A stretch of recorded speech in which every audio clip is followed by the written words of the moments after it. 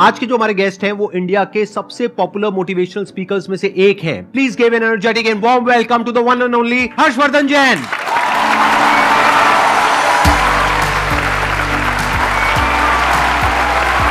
क्या हाल जी? Same to same.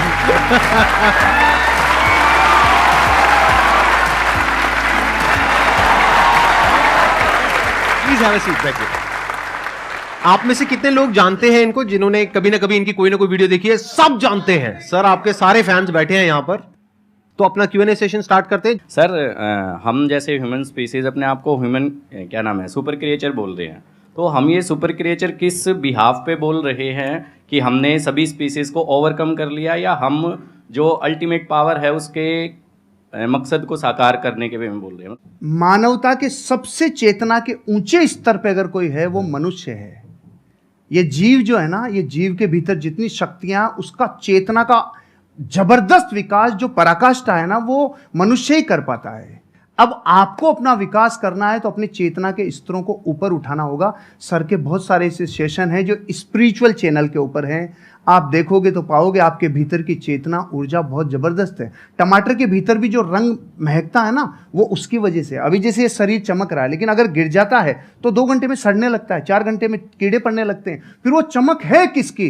तो वो जिसकी महिमा है, वो जिसकी महिमा है ना, उसकी महिमा आनी चाहिए। वो महिमा आ गई तो चेतना ऊपर ही उठती है। एक छोटा सा लाइन गा के सुना दूं प्लीज? हाँ। खटकती है रागादिक परिणति विकारी, स्वभाव के सन्मुख ये कैसे टिकेगी। समझ में नहीं आया?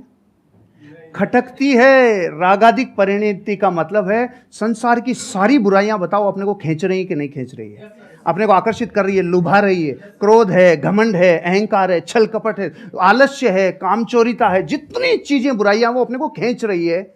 लेकिन उनके ऊपर जो सबसे बड़ा स्वभाव है ना अपना, जो आपने प्रश्न पूछा, वो स्वभाव जीव का उठना है। तीनों लोग जिसके ज्ञान में झलक जाएं, वो स्वभाव लेके पैदा हुए हो भाई। 3 लोग का नाथ आपके भीतर विराजमान है। इसलिए चेतना के स्तरों को ऊपर उठाते जाओ, बाकी के प्रश्नों के उत्तर चेतना के उठने से मिल जाएंगे। Thank you dear. बहुत बढ़िया जी। ये जो आपने क्वेश्चन पूछा है, इसके पीछे का मोटिव क्या है? क्या जानना चाहते हो आप? असलियत में जो सुपर क्रिएचर का मतलब है वो हम सबको समझ में आए।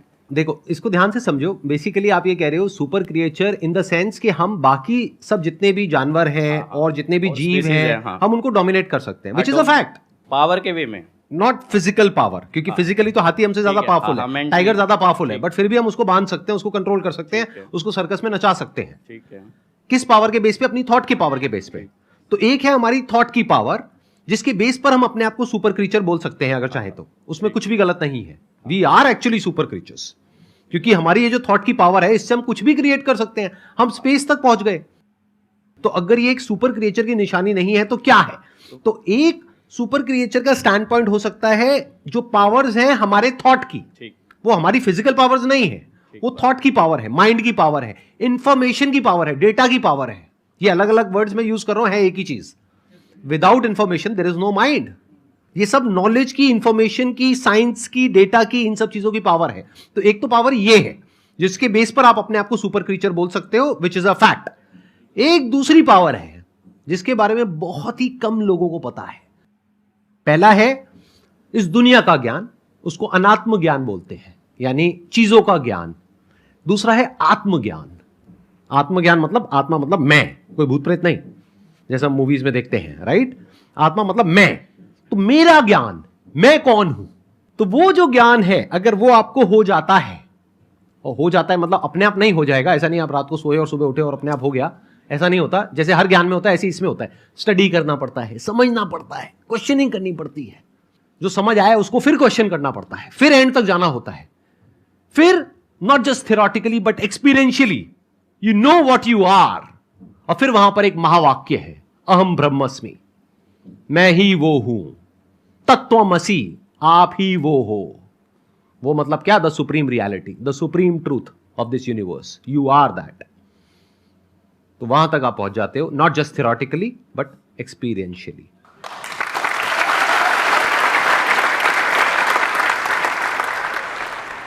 सर जैसे कि हम किसी पे ट्रस्ट करते हैं, बहुत ज़्यादा ट्रस्ट करते हैं उस पर, और मतलब उसके साथ हम हर कुछ शेयर करते हैं, चाहे हमारा फैमिली में है, कोई फ्रेंड में है, कुछ भी हो। जब वो एक बार हमारे ट्रस्ट को हर्ट कर देता है, वो हमें बहुत ही बुरा समझ लेता है और कुछ भी कह सकता है वो कभी भी। तो दोबारा अगर उससे रिलेशन बन रही है, हमारी बातें करनी स्टार्ट हो रही है, सब कुछ हम इग्नोर करके, तो क्या सर दोबारा से उस पर हमें वही ट्रस्ट पहले वाली लानी चाहिए, उसके साथ शेयरिंग करनी चाहिए, या उसके साथ मतलब खुल के हम बातें कर सकते हैं कुछ भी?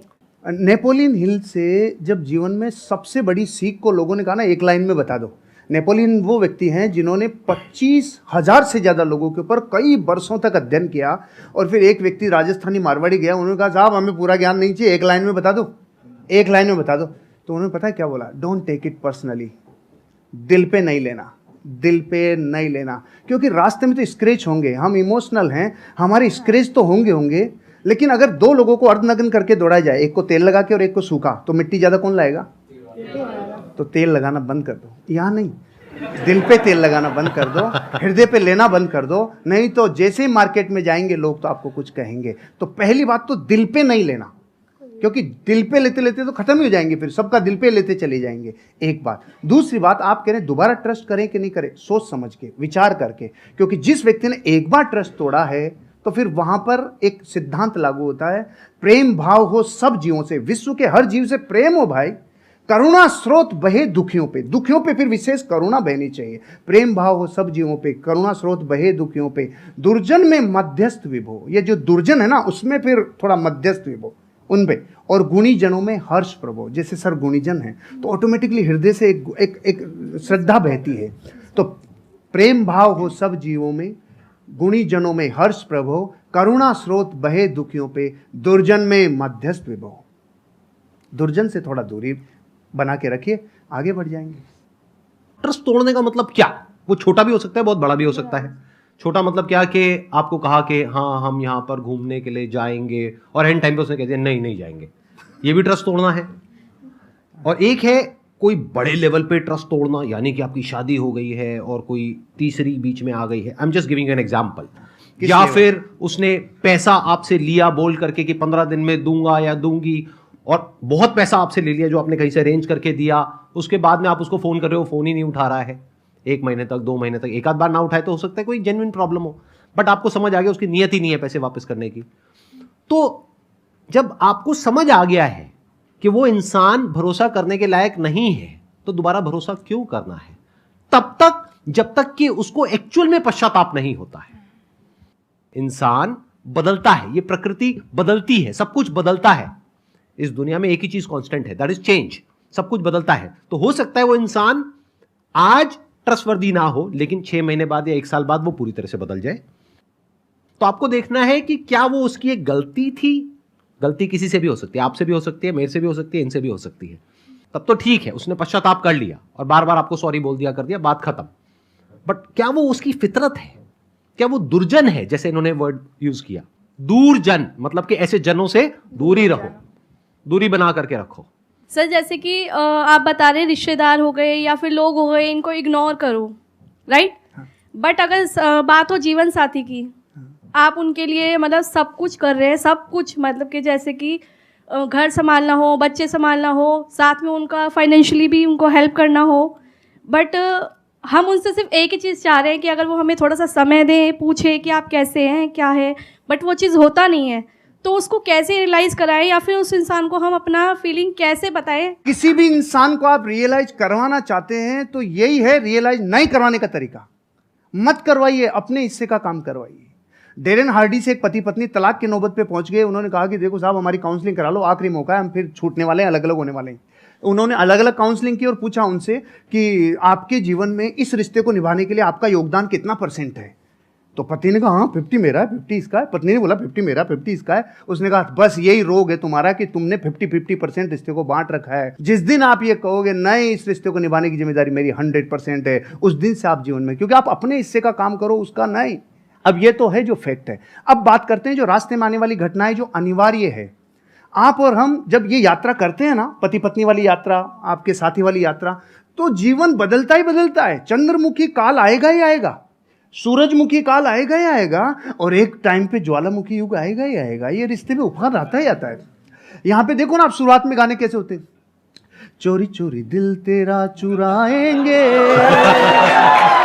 अपना तुझे हम बनाएंगे। सुशीला बैठी है ना इधर, इसलिए मैं ये गाता था, इसलिए बताया मैं। अच्छा, आपकी वाइफ भी आई हुई है? सुशीला आई है ना। अरे big round of applause for her. हाँ, नमस्कार जी, नमस्कार। एक बार ये कंप्लीट कर लें, उसके बाद आपसे कुछ बात करूंगा। हाँ, yes, प्लीज yes. बैठिए। फिर गाने थोड़े दिनों के बाद थोड़ा बदल जाते हैं। जिंदगी में कोई कभी आए ना रब्बा। बदलते हैं कि नहीं बदलते? बदलाव को स्वीकार करना चाहिए, परिस्थितियों को अपना काम करने देना चाहिए। लेकिन आप जब पूरी ताकत इस पे लगाते हो ना कि सामने वाले को रियलाइज हो, नहीं होगा, फिर हमने उल्टी तरफ रास्ता, उल्टी तरफ अपनी ताकत लगा दी। आप अपने हिस्से का काम करो, एक दिन उसको जरूर समझ में आएगा। अब एक स्पिरिचुअल आंसर भी है। आपको पता है इन रिश्तों में कौन आता है? जिसका पिछला कैरी फॉरवर्ड बाकी हो, पूरा बदला लेगा, पूरा वसूल करेगा जितना बाकी था ना। क्योंकि पिछले बहू में वो पत्नी थे, आप पति थे, तो जितना अब समझ लो आप, मतलब कैरी फॉरवर्ड रिश्तों में आते ही वो है। क्योंकि अब जमाना बदल गया, युद्धों का जमाना नहीं है भाई, अब जमाना बदल गया। तो यहाँ बेरी बन के कई बार रिश्तों में लोग आते हैं जो अनंत काल के लिए आए हैं। इसलिए एक ही रास्ता है, सबसे क्षमा, सबको क्षमा, यही है परस्पर उपग्रह जियो नाम। Thank you. थैंक यू जी, बहुत बढ़िया। अच्छा, अब मैं एक बार, आपकी वाइफ भी आई हुई हैं, हाँ, उनसे कुछ सुशीला। बात कर सकता हूँ, अरे कुछ सर, पूछ सकता हूँ? एक बार माइक उनको दिया जाए। हाँ, हाँ, हाँ, जैसे इन्होंने बताया एक काल के बारे में, स्पेशली वो मेरे को काल काफी इंटरेस्टिंग लग रहा है, ज्वालामुखी काल। तो ये काल वो अभी अभी नहीं आया हमारे बीच। अभी तक नहीं आया? मतलब शादी को कितने साल हो गए आप लोगों के? 17-18 साल हो 17 गए। साल, 17.5 साल। इनके बारे में कुछ ऐसा बताइए जो हम लोगों को नहीं पता है, मतलब किसी को, पब्लिक को नहीं पता है। अच्छी क्वालिटी और ऐसी कुछ नेगेटिव क्वालिटी। एक्चुअली सर ये ऐसे ही है कि कुछ भी ढका हुआ रखते ही नहीं, जो है ना, जो सबके सामने है। ये तो हो गई अच्छी क्वालिटी।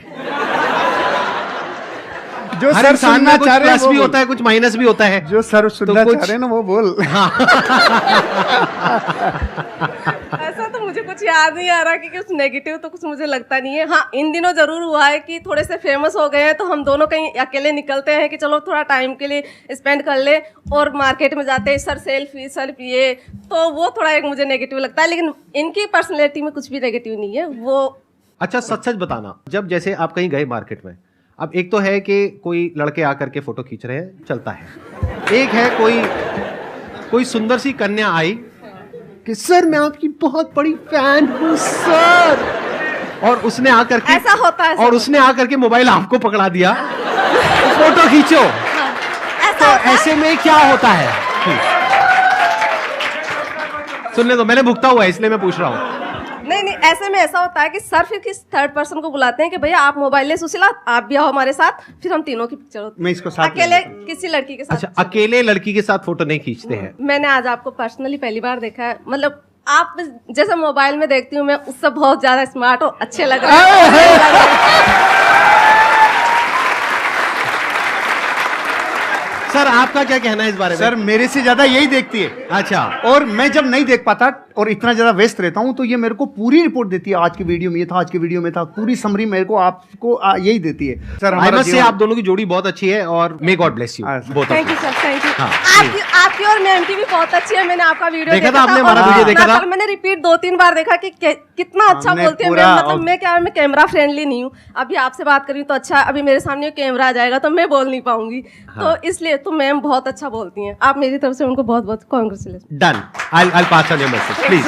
Very good. अब एक काम करते हैं छोटा सा, अगर आप लोग हाँ कहो तो पहले ही हाँ, पहले सुन तो लो। मैं पिछले कुछ टाइम से मेंटलिज्म सीख रहा हूं, तो इनके साथ कुछ किया जाए। आप में से कोई भी मेरे को अपना आईफोन दे दीजिए। तेरे वापस नहीं आएगा। हो सकता है वापस ना आए, मतलब ये तो गुरु दक्षिणा है भाई। चल जाएगा अगर अरे भाई नहीं नहीं नहीं नहीं, नहीं, नहीं। अरे प्रभु, कोई भी पर्सन का नाम सोचिए अपने माइंड में जो बहुत फेमस हो। वो एंटरप्रेन्योर भी हो सकता है, हॉलीवुड का भी कोई सेलिब्रिटी हो सकता है, बॉलीवुड का भी हो सकता है, हो भी सकती है, मेल फीमेल कोई भी हो सकता है, सोच ली। बिजनेसमैन भी हो सकता है, कोई फेमस इंसान। आप किसी को दिखाएंगे नहीं, हाँ। बिल्कुल अपने पास रखेंगे ताकि पीछे भी कोई छुपा हुआ कैमरा हो सकता है, कहीं भी कुछ भी, बिल्कुल पास जा करके आराम से बस उस इंसान का नाम आप यहां पे टाइप कर देंगे। किसी को दिखाना मत। आप मुझे बस ये बता दो, जिस भी इंसान के बारे में आपने सोचा है नाम क्या है? वो इंडिया से है? अरे नाम नहीं है। उसका नाम क्या है, मैं गूगल में एंटर करके सबको दिखा दूंगा, देखो मैजिक। अरे नहीं भाई नहीं, एक मिनट, आप मुझे बस इतना बता दो, जिस भी इंसान के बारे में आपने सोचा है भारत से, इंडिया से है, एक बार आप आराम से उनकी फोटोज को देखिए, सिर्फ देखना है पास से। हाँ, एक बार और देखिए। I am already having something in my mind. मैं आप लोगों को दिखा रहा हूं मैंने किसको ओपन किया है, आप बाद में दिखाना। सबको दिख रहा है? कोई बोलना मत, बोलना मत, बोलना मत, बोलना मत, देखते जाओ। वो दिखाएंगे तब पता लगेगा कि एक्चुअल में ये है या नहीं है। ये मैंने गूगल ओपन किया हुआ है।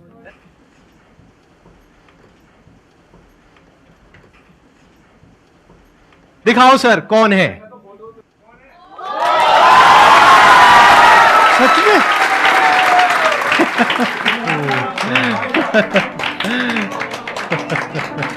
ये तो सर मिरेकल है, वाकई में मिरेकल है सर। Great sir, great. देख रहा हूं, थैंक यू।